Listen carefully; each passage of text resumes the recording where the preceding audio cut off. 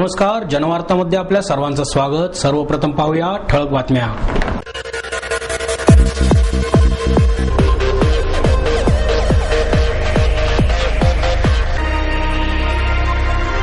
देशासह संपूर्ण जगाला शांती हवी असेल तर बापूजींचे विचार अंमलात आणण्याची काळाची गरज आहे। ज्येष्ठ समाजसेवक आणि वनराईचे अध्यक्ष मोहन दारिया यांचं मत। मंगळवार पेठेतील झोपडपट्टीत शॉर्ट सर्किटमुळे लागलेल्या आगीत 7 झोपड्या जळून खाक। समर्थ प्रतिष्ठानच्या वतीने प्रतिष्ठानचे अध्यक्ष डॉक्टर मिलिंद भोई यांना डॉक्टर आमटे यांच्या हस्ते समर्थ गौरव पुरस्कार प्रदान। आणि प्रियदर्शिनी वुमन्स फोरम्सच्या वतीने महाभोंडला आणि गौरी आरा स्पर्धेचा बक्षीस वितरण समारंभ संपन्न। देशासह संपूर्ण जगाला शांती हवी असेल तर बापूजींचे विचार अंमलात आणण्याची गरज आहे, असे मत ज्येष्ठ समाजसेवक आणि वनराईचे अध्यक्ष डॉक्टर मोहन दारिया यांनी व्यक्त केले। महात्मा गांधी यांच्या जयंतीनिमित्त राष्ट्रीय कस्तुरबा गांधी स्मारक येथे गांधी नॅशनल मेमोरियल सोसायटी यांच्या वतीने आयोजित करण्यात आलेल्या बापू पुरस्कार सोहळ्यात ते बोलत होते। कार्यक्रमाच्या अध्यक्षस्थानी शिक्षणतज्ञ राम ताकवले हे होते, तर कार्यक्रम प्रसंगी डॉक्टर विकास आमटे, ताराबाई तहल, शोभना रानडे, मीनाक्षी आपटे, अशरफा मुल्ला, रमा सरोदे, असीम सरोदे आदी उपस्थित होते। दारिया यांच्या हस्ते डॉक्टर विकास आमटे यांना बापू पुरस्काराने सन्मानित करण्यात आले। ताराबाई बहल यांना बा पुरस्कार प्रदान करण्यात आला। ॲडव्होकेट असीम सरोदे आणि अशरफा मुल्ला यांना विधायक कार्याबद्दल गौरवण्यात आले। दारिया पुढे म्हणाले की महात्मा गांधी यांचा वध एका माथेफिरूंनी केला असला तरी पण त्यांच्या अहिंसेच्या विचाराचा वध हे सध्या गांधीवादीच करत असल्याची खंत त्यांनी व्यक्त केली। याबरोबरच देशाचा उद्धार करायचा असेल तर इमारती श्रीमंतीची गरज नसून समाजात जे गोरगरीब आहेत त्यांना बाहेर काढणे आवश्यक आहे। ज्यांना बापू पुरस्काराने सन्मानित करण्यात आले आहे त्यांची जबाबदारी मोठ्या प्रमाणात वाढली आहे। त्यांचे अभिनंदन करून भविष्यात देशाची सेवा करा असा सल्लाही त्यांनी यावेळी दिला। बापू पुरस्काराने सन्मानित करण्यात आलेले दिवंगत समाजसेवक बाबा आमटे यांचे चिरंजीव डॉक्टर विकास आमटे म्हणाले, कुष्ठरोगींना न्याय मिळावा या उद्देशाने त्यांच्या सेवेसाठी संस्था उभारण्यात आली।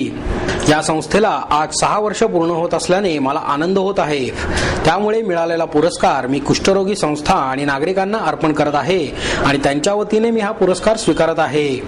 बा पुरस्काराने सन्मानित करण्यात आलेल्या ताराबाई बहल म्हणाल्या, माझ्या कधीही मनात विचार आला नव्हता की मला बा पुरस्काराने सन्मानित करण्यात येईल, पण आज मला बा पुरस्काराने सन्मानित करण्यात आल्याने आणि प्रेम सन्मान चांगला मिळाल्याने मला चांगल्या कार्यासाठी प्रेरणा मिळाली आहे।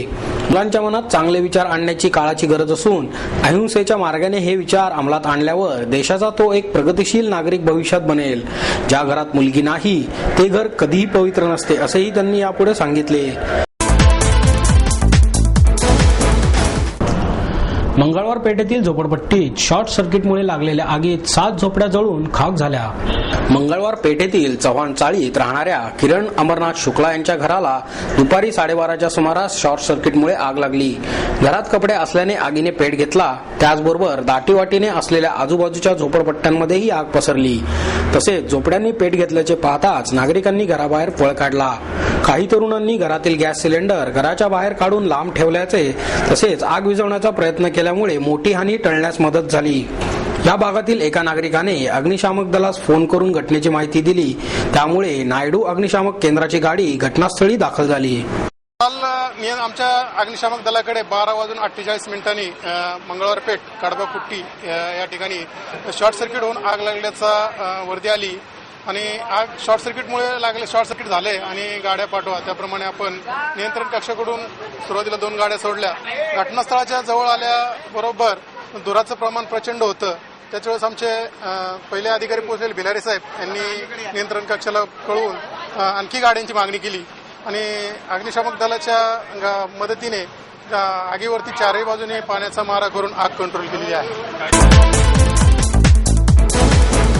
समर्थ प्रतिष्ठानच्या वतीने प्रतिष्ठानचे अध्यक्ष डॉक्टर मिलिंद भोई यांना डॉक्टर विकास आमटे यांच्या हस्ते समर्थ गौरव पुरस्कार प्रदान करण्यात आला।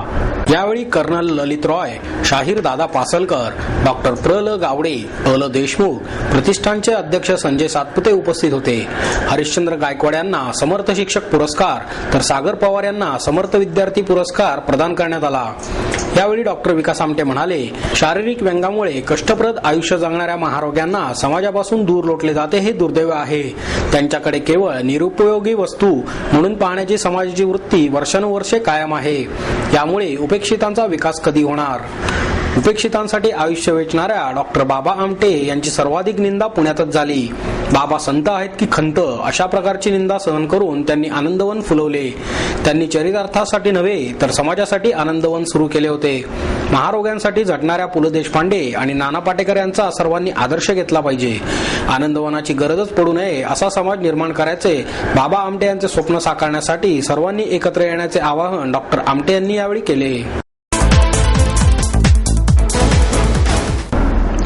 वीज मंडळ दरवर्षी दरवाढ करून सर्वसामान्यांवर अतिरिक्त बोजा टाकत आहे असे मत प्रयास ऊर्जा गटाचे शंतनू दीक्षित यांनी व्यक्त केले. सजग नागरिक मंचच्या वतीने महावितरणाच्या प्रस्तावित दरवाढीच्या विरोधात बैठकीचे आयोजन करण्यात आले. यावेळी जुगल राठी आणि विवेक वेलणकर उपस्थित होते.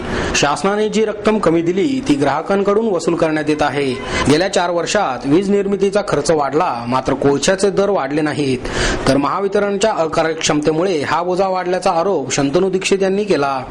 मागील निवडणुकीपूर्वी ग्राहकांना क्रॉस सबसिडी कमी करू देणार नाही अशी भूमिका होती. परंतु सध्या या भूमिकेच्या विसंगत धोरणाचा फटका सर्वसामान्यांना बसतोय असे मत दीक्षित यांनी व्यक्त केले. वीज कंपन्यांची घरगुती आणि व्यावसायिक वीज वापरासाठी ज्याप्रमाणे वर्गवारी करण्यात आली आहे त्याचप्रमाणे छोट्या व्यावसायिकांसाठी वेगळी वर्गवारी करावी अशी मागणीही दीक्षित यांनी यावेळी केली. यावेळी जुगल राठी यांनी आपले मत व्यक्त केले. तसेच विवेक वेलणकर यांनी या वीज दरवाढीला सर्वांनी कडाडून विरोध करावा असे आवाहन केले. प्रियदर्शनी वुमन्स फोरमच्या वतीने महाभोंडला आणि गौरी आरा स्पर्धेचा बक्षीस वितरण समारंभ संपन्न झाला. नवरात्रीचे औचित्य साधून महाभोंडला आणि भांगडा डान्सचे शिक्षण मंडळ अध्यक्षा संगीता तिवारी यांनी आयोजन केले. या उपक्रमाला महिलांनी भरघोस प्रतिसाद दिला. यावेळी आमदार रमेश बागवे, परमवीर चक्र विजेते अशोक शिंदे, काँग्रेस शहराध्यक्ष अभय छाजेड, सुप्रसिद्ध अभिनेत्री कविता लाड, आमदार दीप्ती चौधरी आदी मान्यवर उपस्थित होते. रमेश बागवे यांच्या हस्ते दीप प्रज्वलन करण्यात आले. परमवीर चक्र विजेते शिंदे यांचा बागवे यांच्या हस्ते शाल, श्रीफळ, पुणेरी पगडी आणि गांधीजींची प्रतिमा देऊन सत्कार करण्यात आला. तसेच ज्येष्ठ नागरिक दिनानिमित्त ज्येष्ठ नागरिकांचाही यावेळी सत्कार करण्यात आला. गौरी आरा स्पर्धेत प्रथम क्रमांक स्त्री भ्रूण हत्या यावर देखावा सादर करणाऱ्या अस्मिता पायगुडे यांना होंडा ऍक्टिव्हा देण्यात आली.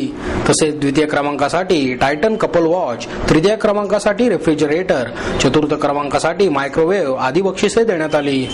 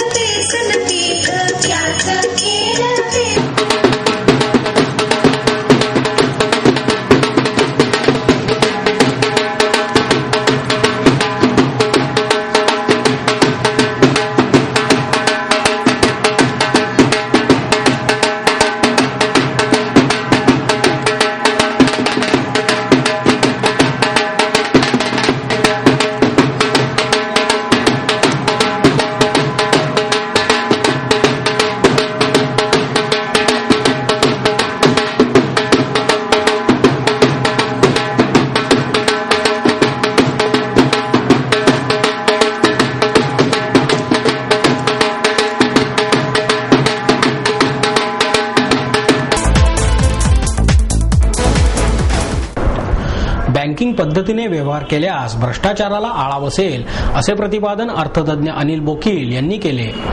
पुणे श्रमिक प्रतिष्ठान आणि अर्थक्रांती प्रतिष्ठानच्या वतीने आयोजित केलेल्या व्याख्यानात बोकील बोलत होते. या प्रसंगी पुणे श्रमिक प्रतिष्ठानचे अध्यक्ष उमेश घोंगडे, सरचिटणीस प्रसाद कुलकर्णी, ज्येष्ठ पत्रकार यमाजी मालकर आदी उपस्थित होते. बोकील म्हणाले, चलनातील 50 रुपयांवरील नोटा बंद करून सर्व व्यवहार बँकिंग पद्धतीने केल्यास भ्रष्टाचारास आळा बसेल. देशामध्ये चलनात असणाऱ्या नोटांमध्ये अनेक नोटा खोट्या आहेत. नोटांचा उपयोग कोठे आणि कशासाठी झाला याची कोठेही नोंद ठेवली जात नाही.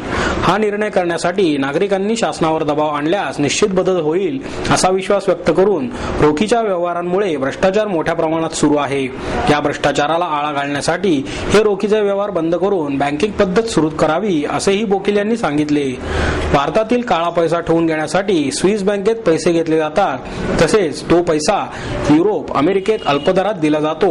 मात्र तोच पैसा भारतात वापरल्यास उद्योग व्यवसायांची भरभराट होऊन बेरोजगारी कमी होईल असेही बोकील यांनी नमूद केले. एकूण नोटांपैकी सध्या चलनात 500 रुपयांच्या 47%, 1000 रुपयांच्या 32%, 100 रुपयांच्या 15%, 20 रुपयांच्या 2% तर 10 रुपयांच्या 2% नोटा चलनात आहेत असे बोकील यांनी नमूद केले. कार्यक्रमाचे प्रास्ताविक ज्येष्ठ पत्रकार यमाजी पालकर यांनी केले तर आभार सुधीर यांनी मानले.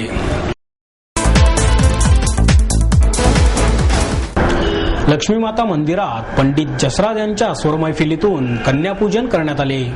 भगवती हरिवल्लभे, माता कालिका, मां शारदा देवी हे हंसवाहिनी, लक्ष्मी सरस्वती आणि कालीमातेची स्तुतीपर भजने गाऊन वातावरणात चैतन्य निर्माण करीत संगीत मार्तंड पंडित जसराज, प्रसिद्ध अभिनेत्री भार्गवी चिरमुले, अभिनेते गिरीश परदेशी यांनी सारसबाग लक्ष्मी माता मंदिरात ललिता पंचमी निमित्त कन्यांचे पूजन केले. मंदिराच्या वतीने लक्ष्मीचे छायाचित्र आणि लक्ष्मीच्या जपाची रिंगटोन ब्लूटूथवर उपलब्ध करून देण्याच्या अनोख्या उपक्रमाचा प्रारंभ पंडित जसराज यांच्या हस्ते झाला.